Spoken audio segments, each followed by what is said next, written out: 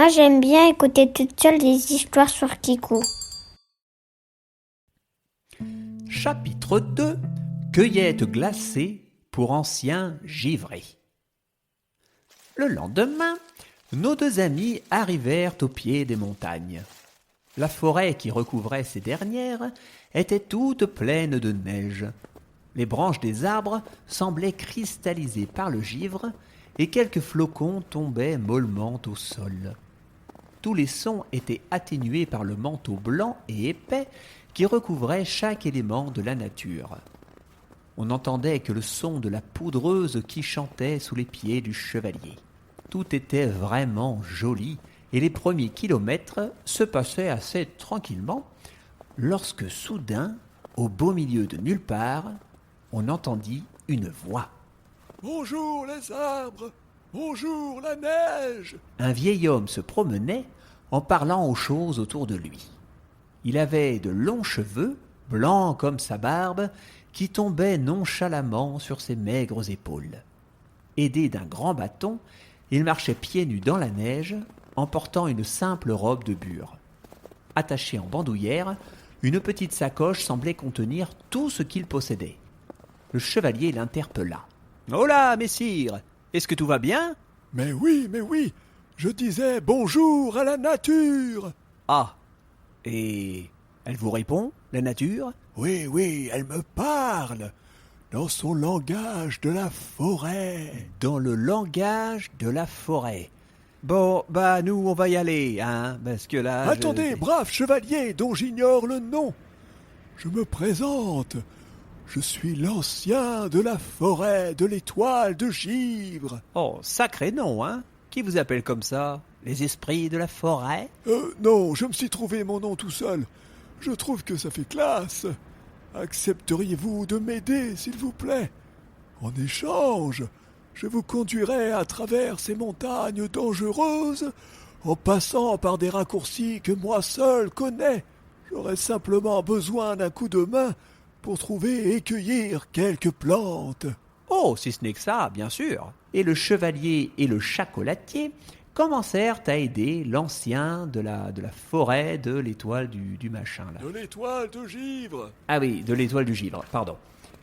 Ils commencèrent la cueillette, suivant précautionneusement les conseils du vieil homme. Pour commencer, nous devons trouver des feuilles de mûrier blanc. Miaou, dites donc, ça ne doit pas être évident de trouver des plantes dans toute cette neige. Effectivement, mais je connais bien des secrets, appris de la nature elle-même. Un savoir acquis dans ma quête de l'équilibre spirituel des esprits de la forêt. Ah oui, carrément, quoi. Vous devriez prendre cela au sérieux, jeune chevalier. Un mélange d'herbes bien préparé peut sauver une vie comme en prendre une autre. J'ai ici dans ma sacoche un mélange d'une subtilité inouïe. Des racines d'oignon, du thym, du laurier, des tiges de persil frisé, des gousses d'ail nouveau, des clous de giroflier, une vraie arme secrète. Une arme secrète? Miaou, voilà qui est intéressant. Mais cessons les bavardages. Voyez comme nous avons de la chance.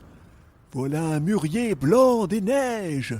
Alors je m'en vais vous en cueillir 2-3 feuilles. Voilà. Attention, chevalier. Seules les feuilles dans votre main droite sont bonnes à consommer. Waouh, vous voyez ça d'ici sans même les toucher? Oh je suis impressionné. Elles se ressemblent toutes. Certes, mais celle de votre main gauche, j'ai vu un lapin faire pipi dessus juste avant. Berk. Il me faudrait à présent de la mousse de bois de bouleau de givre. Cela tombe bien, nous en avons croisé un tout à l'heure. Et une fois arrivé devant l'arbre, le chevalier posa le caisson du chat, puis commença hardiment à escalader les branches jusqu'à arriver à tomber. Ouille. Eh oui, la neige sur le bois, ça glisse. Hein. Mais quelle impatience! Il faut m'écouter avant d'agir. La mousse ne se trouve que sur le tronc, à la base de l'arbre. Ah oui, tiens. Votre chute aura eu du bon. Regardez, vous avez soulevé de la neige. et avait découvert des racines de myrtane. La myrtane? Qu'est-ce que c'est? Oh, je ne sais pas comment ça s'appelle en réalité. Je donne moi-même des noms aux plantes parfois. Ah, bon, eh bien, je vais en sortir quelques-unes. Voilà. Alors, tiens, ça a quel goût, ces racines? Miam, miam, miam, miam. Ah, berk! Oh, mais c'est pas bon! Oh, je n'ai jamais dit que ça se mangeait. Je m'en sers pour éloigner les corbeaux. Berk! Ah, j'ai le goût dans la bouche. Berk, berk, berk. Tiens, dites-moi, vous avez vu? Miaou? Vu quoi? Bah, j'aurais juré avoir aperçu le chevalier gris d'hier derrière un arbre. Bon, peu importe, je crois que la cueillette est terminée. Exact. Et je vous en remercie. À présent, comme convenu, je vais vous guider à travers les montagnes. Le groupe se mit en marche et les trois compères commencèrent à grimper de plus en plus haut. La nuit commençait à tomber et on y voyait difficilement. Le chevalier alluma sa lanterne et seule la petite lumière de la flamme permettait de se déplacer. Tout à coup, de petites lueurs jaunes vifs apparurent autour de nos aventuriers. C'étaient des yeux de loup. Toute une meute qui semblait avoir complètement encerclé le périmètre. Le chevalier tira son épée, mais la raison l'emportait sur son courage. Ils allaient sûrement finir dévorés tout cru. Soudain, l'ancien posa sa main sur l'arme du chevalier, lui conseillant doucement de la rengainer. Puis il se mit à pousser des hurlements. Les loups s'éloignèrent peu à peu jusqu'à disparaître complètement. Incroyable! Vous venez de nous sauver la vie. Vous parlez le loup? Disons que mon expérience de la nature m'a conduit à communiquer avec certains animaux, effectivement. Ah, d'accord. Ah bah oui, je suppose que c'est pour respecter la fameuse quête de l'équilibre spirituel des esprits de la forêt, tout ça. Non, c'est surtout pour ne pas me faire manger. Oh, bon. Bon, toutes ces émotions m'ont donné faim, moi. Montons un bivouac. Nous repartirons demain.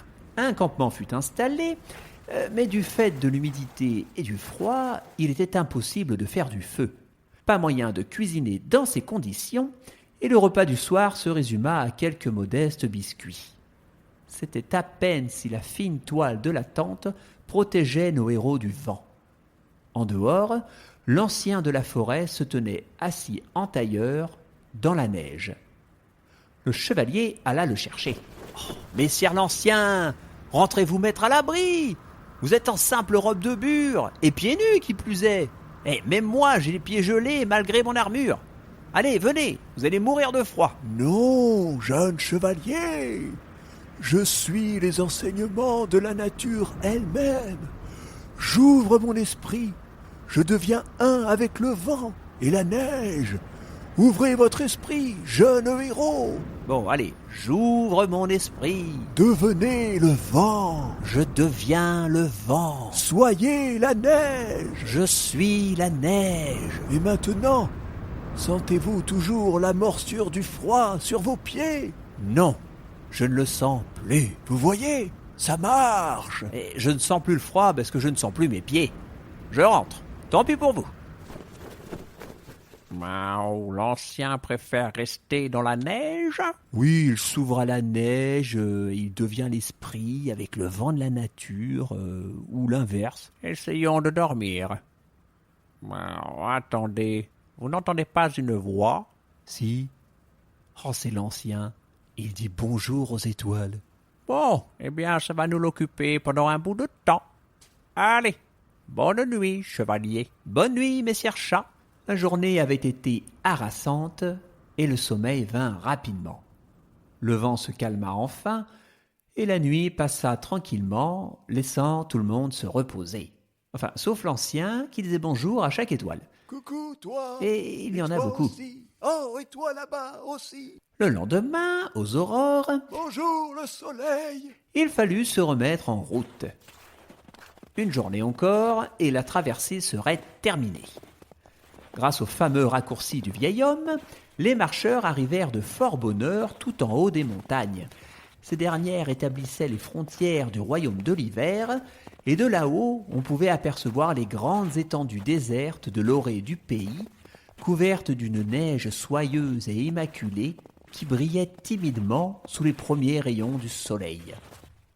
De majestueux sapins, décorés de poudreuses, composaient la première forêt que durent traverser nos héros.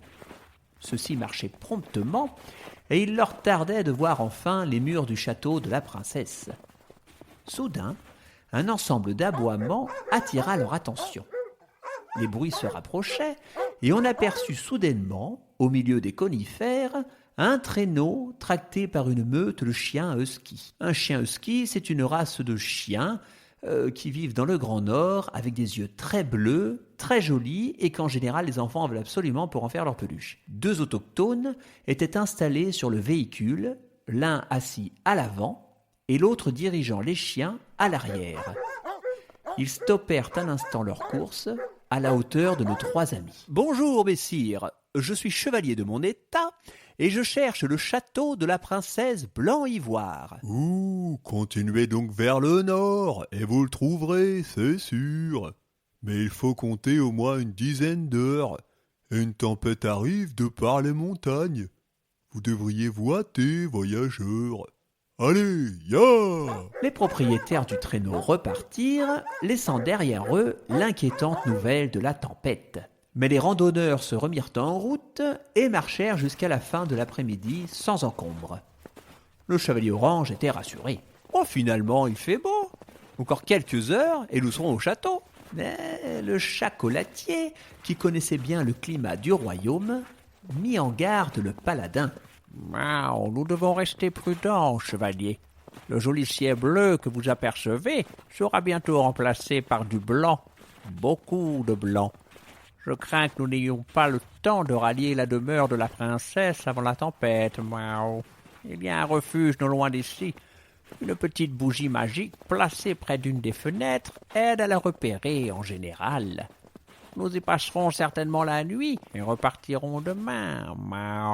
Oh, allons. Je suis sûr que vous exagérez. N'est-ce pas, messire l'Ancien ? Hélas, mon ami, je suis de l'avis de notre compagnon félin. Il existe un vieux poème traditionnel qui compte la vitesse du changement de temps. Écoutez, par-delà les montagnes, la neige en colère arriva, et le soleil céda la place, aimable et courtois. Sitôt qu'elle eut tempêté, la neige calmée repartit, et sous le soleil revenu, la glace au chaud fondit. Oh, très joli. Mais à la fin, vous dites « la glace au chaud fondit ». Alors qu'en fait, elle va pas fondre, elle va coller. Hein, bah oui, parce que la glace au chaud colla. Bon, on va se remettre en route. Hein. Allez, cap sur le refuge. Et pendant que notre héros en armure faisait des jeux de mots ringards, le ciel avait brusquement changé de couleur. Un vent violent se leva et de la neige se mit à voler dans tous les sens. Un brouillard à couper au couteau enveloppait les lieux, et tout ce que les aventuriers pouvaient distinguer étaient les flocons qui venaient leur cingler le visage. Le chocolatier s'était enfermé dans sa boîte, et le chevalier tentait tant bien que mal d'ouvrir la marche, suivi de près par l'Ancien. La nuit tomba peu à peu, sans que le temps ne s'améliorât. Seule la lanterne que portait le paladin éclairait de son mieux la route. Il faisait sombre, il faisait froid, et les marcheurs avaient de la neige qui collait en gros paquets sur leur équipement. Oh là, qu'est-ce qui fait froid ? Heureusement, après 1 heure à errer dans l'inconnu de l'obscurité, nos 3 héros virent une lueur briller faiblement dans le noir de la forêt. C'était la bougie du refuge. Le chevalier en ouvrit la porte et se précipita à l'intérieur pour se mettre à l'abri.